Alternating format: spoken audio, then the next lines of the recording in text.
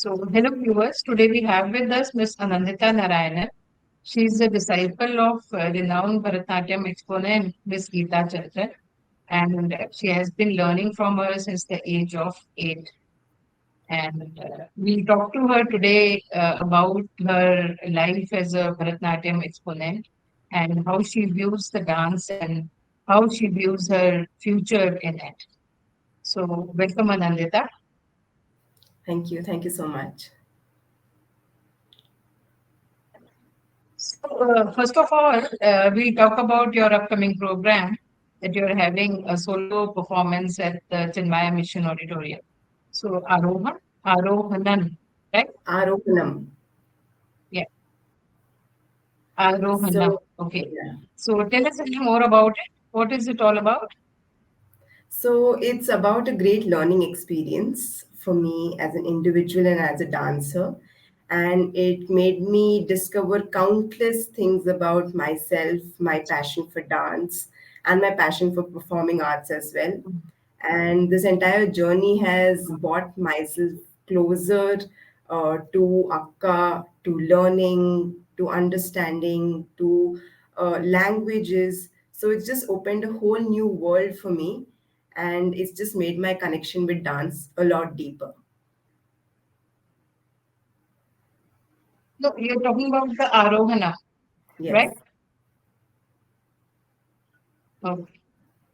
So, what's the duration of this solo performance? It's going to And be what around. kind of preparation went into it? So it's around it's a 90 minutes performance, and I'll be performing five Okay. pieces in the entire Margam.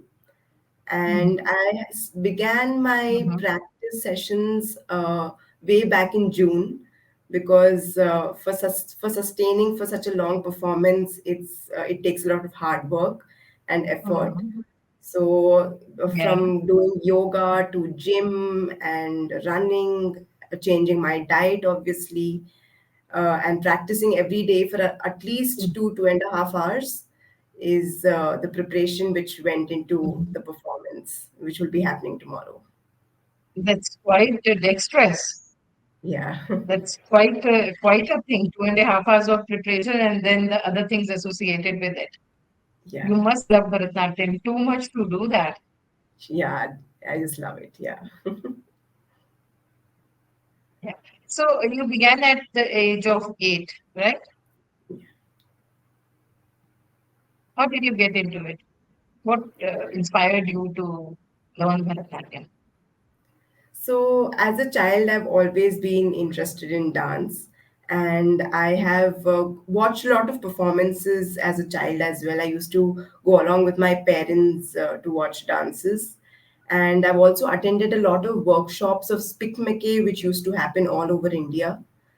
And I always had an eye for classical dance. I always thought I would either do Odissi or do Bharatanatyam, but luckily, one day we met Geeta Akka, and as I entered the Natya Vriksha studio and I met her, I just fell in love with everything there. And that is how my journey began with her. And it's been 13 years But since, and I haven't looked back. but 8 is a very small age to decide on a thing. Was there somebody in your family who inspired you? Looking at them, you got like this inspiration to learn it. What was it? No, I don't have any family members who are dancers. And I think it was just my passion and my love Mhm. for dance, and it's not like it was forced on me. It was something I chose. And my parents never pressurized me that I have to continue dancing. They saw the passion in me, and I think it just flowed on. And here we are. Okay. So now that we're talking about your parents, tell me more about them. Like, where were you born and brought up? And tell me about your parents and your education. I was born and brought up in Delhi, and I've been mostly homeschooled all my life, which allowed me to focus more on dance and design, which are Okay. my two passions. And right now, I'm pursuing an undergraduate course in World University of Design, which is in Sonipat. I'm doing a bachelor's of design, and I'm currently in my final year. And both my parents are in education. My mother works with underprivileged schools here in Delhi NCR, and my father works in an education company called Career Launcher. Oh, okay. But like being homeschooled in a city like Delhi, amid all the rat race and the competition that you see around you to excel in like pure academics, was it, how was it? How was your childhood? Like, I think it gave me more exposure to the how was world. I didn't have to like concentrate on 6 hours of school just for learning. So in those 6 hours, I could experiment Mhm. in yoga, in craft, in painting. So I've always been a painter. So I'll have all my paintings hanging around, and every day I used to draw something.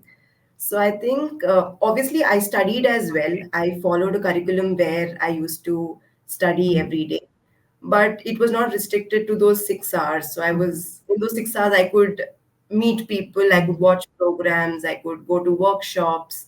So it gave me the freedom to experiment what I love to do. It didn't hold me back in any way. So, what exactly attracted you to Bharatanatyam?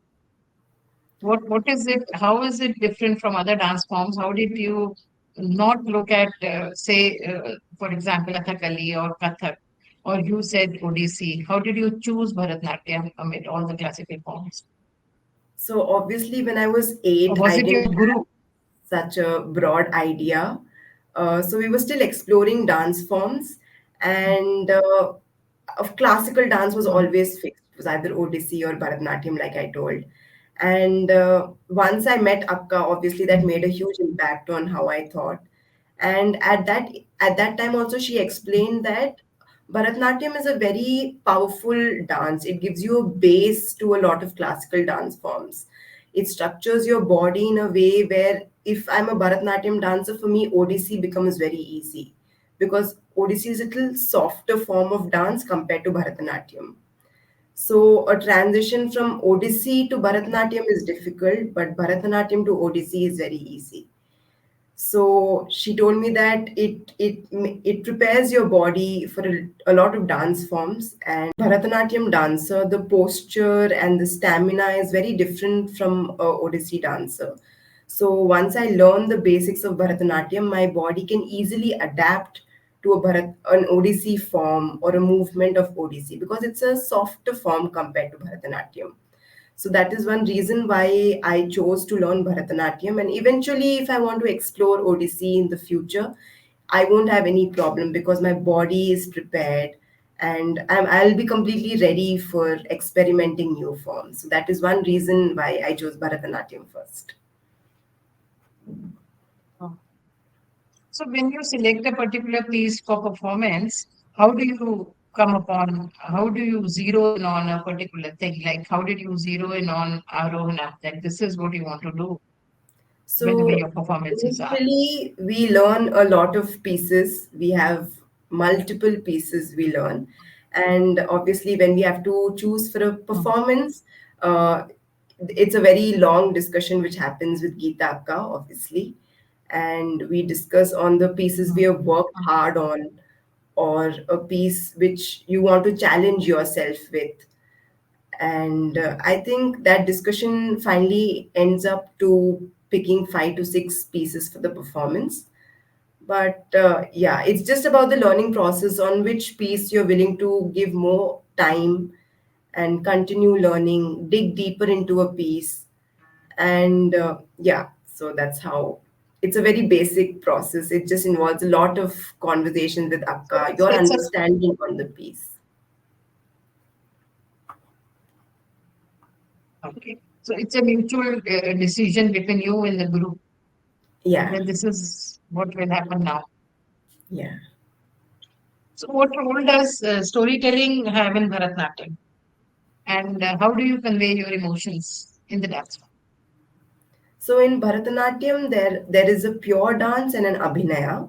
In pure dance, you have all leg movements and Mhm. hand movements, jatis and adavus. And there are a few pieces called the Varnams, Padams, and Javalis in Bharatanatyam, which are the pieces which have a lot of storytelling and all that. And these there or there are multiple stories. You can have stories on gods or a common lady talking about her husband or anything like that. And I have worked on mainly two types of narratives. One is a bhakti and a shringara. So these are the different ways one can do a storytelling. And Varnams, Padams, and Javlis are the three different ways in which we depict storytelling to the audience. So, like Sringar and Bhakti, that is something I see a lot of performances have a social message also. Do you delve into that? Uh, Not yet. I haven't reached that level where we talk about social issues. I've experimented with Bhakti and Shringara Mhm. for now. Obviously, when I go forward, I might get into that too. You were saying that because you understand Tamil, it is easier for you. Yeah, so because all the songs are not in a language which everybody can understand. So a person who doesn't understand Tamil or Telugu, it becomes a challenge. So learning the language also becomes a very important part of the process when you're learning a new piece. Mhm. So you said that for Arohanam, you practice for about 2.5 hours a day, or since June, like for 4 months, this practice was going on. So when there is no performance, then what's your schedule like? How many hours a day then you practice? Then also I practice for around 90 minutes every day. And it's not always like practicing the entire margam or all the pieces every day. So maybe one day I will practice something new we learned in class. And then I will practice an old Mm, piece which we've already learned. And then one day I will set out 30 minutes for reading about something or writing dialogues or working on a small part of abhinaya or just working on a single hand mm, also. And obviously in that 90 mm, minutes 20-25 minutes are strictly kept for the warm-ups. You're running or jogging mm, or any kind of warm-up activity you do, and also a cool down which is very important after such a rigorous practice. So this is the entire 90 mm. minutes which goes every day. Okay. So what after Arohanam? Is there any other performance that is lined up, or are you uh, taking this event to other places? for now this event is only being held in Delhi, and I've probably be performing in Margai in Chennai in 2024. And right now, along with my guru, the Natya Vriksha Dance Collective, on 6th October, we'll be performing in Mahabalipuram. So Mhm. these are the next two upcoming performances. Yeah. Okay. So that means you have a busy schedule ahead. Yeah. Yeah. How do you manage your college then? So right now, like I had gone to Omkareshwar and Patna, and now I have my solo. So Mm, it's difficult to manage mm, college classes and dance. But I think over the past 2 years, I have worked really hard. My professors know how dedicated I am to dance as well and design, which is my other passion. So I'm a very diligent student in that way. I make mm, sure I complete my assignments before time so it doesn't disturb me during my performances. And thankfully, my professors also they come to watch my performance and they encourage me in the same. So it's difficult, but I have mm, figured out a way to manage it. mm. But you enjoy it. And I enjoy both. I enjoy design and dance. So I give my 100% in both areas. Uh, So what would we be seeing you as, say, 10 years down the line? Who would you be? Who would you turn out to be? A designer or like a professional dancer? I haven't thought about it completely. I haven't fixed it for myself yet. Obviously, I want to somehow bring dance and design together. I don't want it to be two separate paths down the line.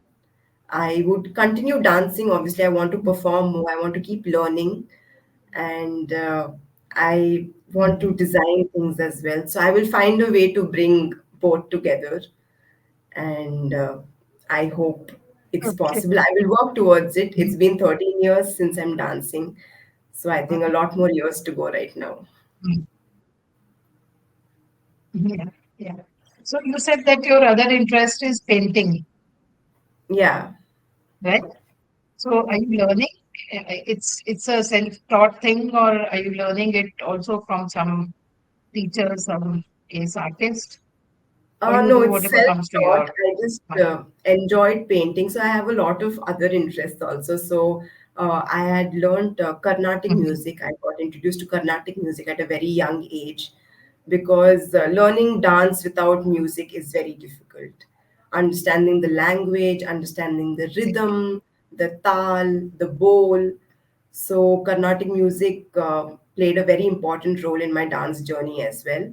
And obviously, yoga is one of my strengths as well because I have to prepare my body for dance. Mhm. So that's how I got introduced to yoga.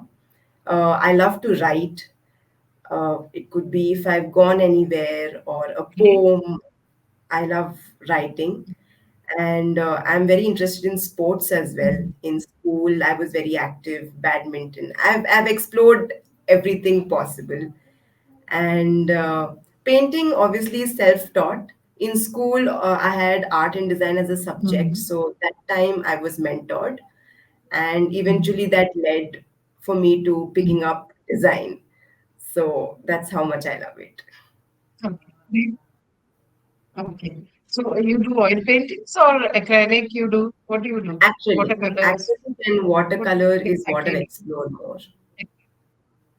Mhm. Okay. Okay. That's quite a handful of things that you're doing. How do you Yeah, manage everything? I think I just love doing everything, so I take out time for all these. Okay. Okay. So if I may ask you, like, tell me a day in your life, what would it be? I get up around 6 and I do yoga every day morning, Mhm. and then I leave for college around Mhm. 8:30, and I have to travel all the way to Sonipat, so it takes me Mhm. 2 hours to reach college. And then after college, I go directly to dance class. I stay in dance class till around 8:30, and then by the time I reach home, it's 9:30. And then obviously assignments and all those, and that's how my day. So dance class and design are the two things which I do. Two things. Yeah. So there are no movies, no shopping, no roaming around with your friends for you, like girls your age too. Weekends, yeah, obviously, if there's an holiday, obviously the family goes out together for dinner or going for movies. So weekends are mostly kept for that because my weekdays are very hectic. So weekends, I try to Yeah. finish all my work by Friday evening, Saturday. So Sundays are like a rest day, so I can Mhm. just chill and be with my Okay. family. Okay. ठीक है, Anandita. Thank you so much for talking to us. And Thank we you. wish you all the best for your upcoming performances, all the three of them. And also for your future as a Bharatanatyam dancer, as a designer, as an artist. I don't know, God knows what all you will be able to accomplish. And we wish you all the best for all that. Thank you so much. Thank you. Thank you so much. Thank you.